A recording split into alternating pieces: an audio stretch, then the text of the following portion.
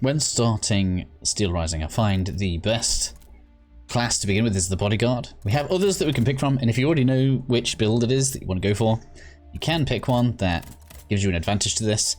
Realistically speaking, we have 3 damage stats to care about. We have the elemental alchemy, the agility, and power. These affect the damage output from different types of weapons that will be coming across as we make our way through the game.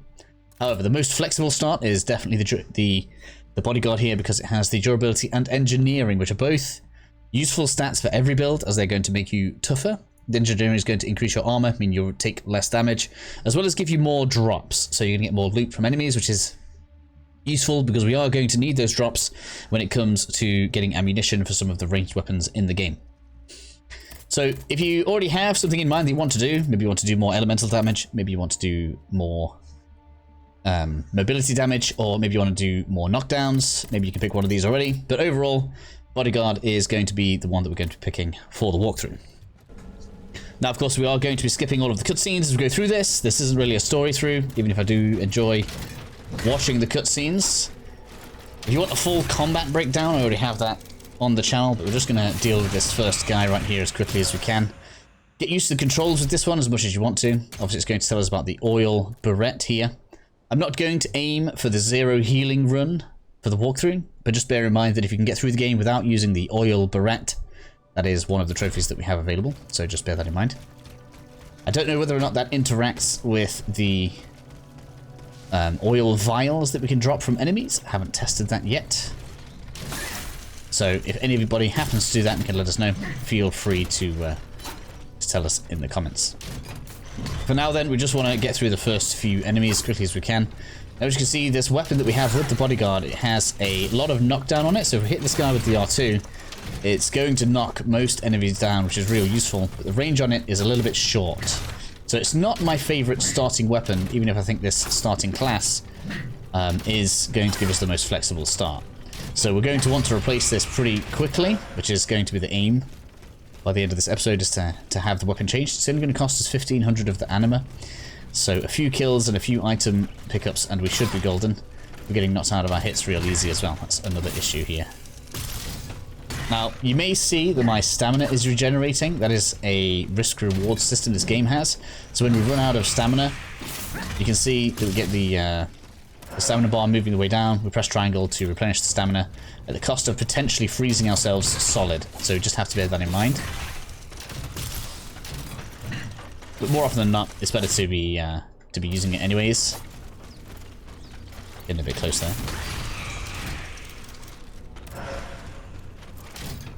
Oops, excuse me, sir. I need you down. I just cannot stand the low range on this. It's so close after using the halberd. But as I say, this is still going to be the nicest start stat-wise. So we're going to get rid of you next. Seems like this axe just cannot knock things over, regardless of impact. And then we've got the rusty key through the gate. So we're going to come down here, we're going to get our first checkpoint. Excuse me, will you please activate for me? And we've got two quick loops that we need to take before we kind of go along the path of progression here. Let's just take a look at what we can buy from the boutique at the moment. There's some other things that I want to consider as well.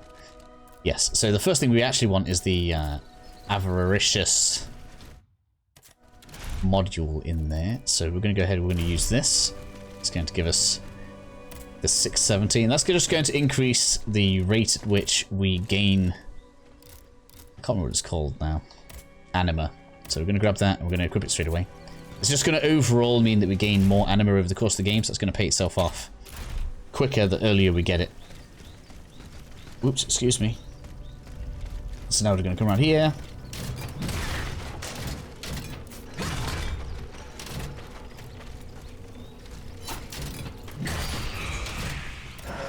Got the alchemical capsules from you. I think that's everything around this loop.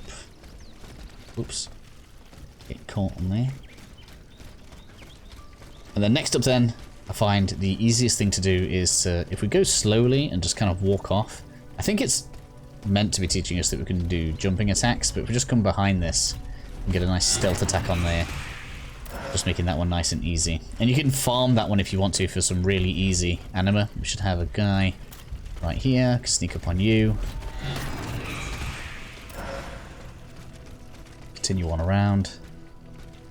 There's a group over this side, so we need to be careful. This one's already seen me.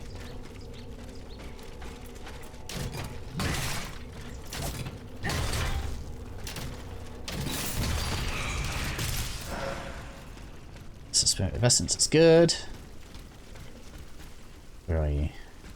Ideally we want one rather than multiple of them at once, but it's probably not going to bless me with that.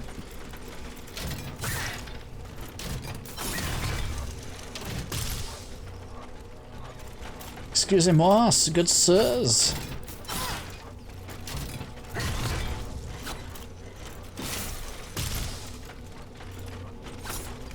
Let's take a heal here.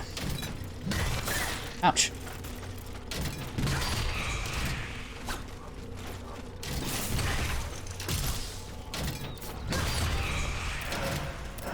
Get all these down. So there you can see the ordinary oil vial. I'm going to put it in my inventory just so you guys can see it. But in general, I recommend saving these. For anybody that's played a previous Souls game, these work very similarly to something like the healing gems. So they'll give you like a heal over time. They're quite strong and very useful. I can only assume that if they are not counted as oil barrette, you're probably going to use those a lot as you go through. They are purchasable as well, so bear that in mind. And we're going to obviously get the hat on here. As far as I can tell, most of the armor choices now are fairly cosmetic. In the beta demo, they were direct upgrades to each other. But it seems like they have changed some of the stats a little bit, which is something that I'm quite in favor of, so that we can basically just dress up as we like without feeling like we're being penalized for looking good. Everyone knows endgame in these kinds of things is all about fashion, so as we move forward we'll just make sure we've got all of the slots filled and looking how we want to look, which is all good. Right, so we've got on this guy on the right hand side.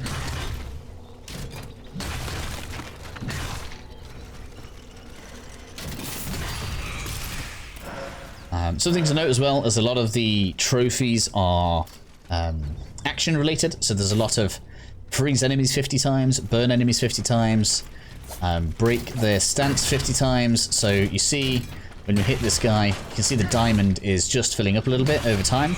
There are weapons that fill it up faster, and if you have high agility, that's also going to fill it up faster. And when you eventually fill it up, they'll be mobilized, which opens them to a critical hit. That is also a trophy. So we have lots of kind of different styles of play that will just kind of unlock little different trophies as we move forward. This is supposed to be the stealth attack demo. For some reason, that one usually spots me more than the ones that I actually have been stealthing already. Most of it is sight related, although sound or the speed at which you're moving does play a part in it. So we're going to sneak up behind this guy to get another stealth attack. The tree does block line of sight, but you'll find like when it turns around at the end of there, if you're stood over this way, it'll see you and just run on over.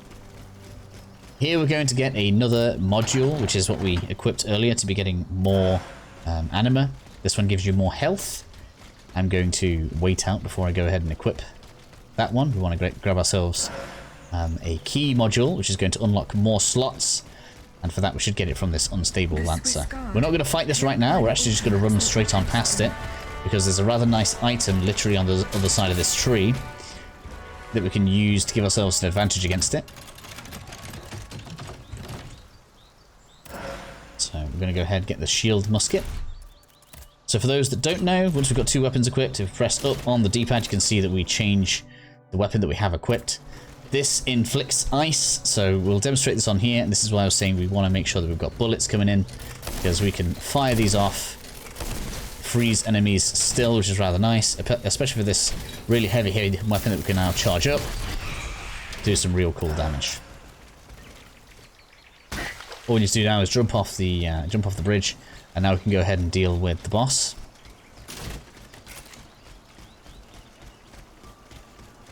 Just come on around.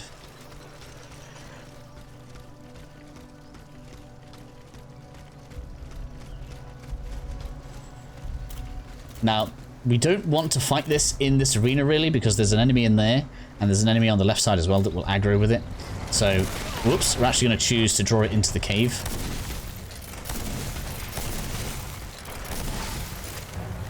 That way we won't get mobbed. And we'll just do big R2 hits on there. This guy is generally more dangerous if you dodge backwards. I have a really bad habit of doing it. If you can get in and dodge to the side, you can see it'll bring you around to his backside. And that, in general, is just a safer place to be.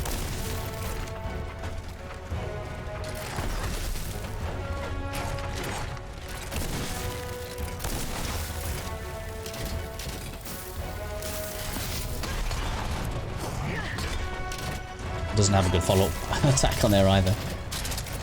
Oops. Thought I was going to get him with the cannon there.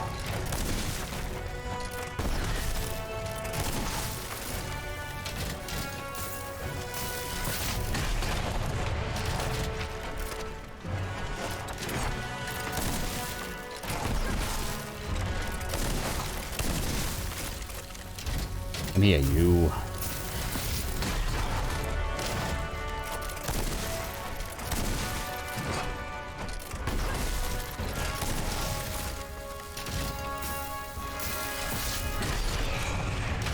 That's going to put the unstable lancer down, and we have our module key.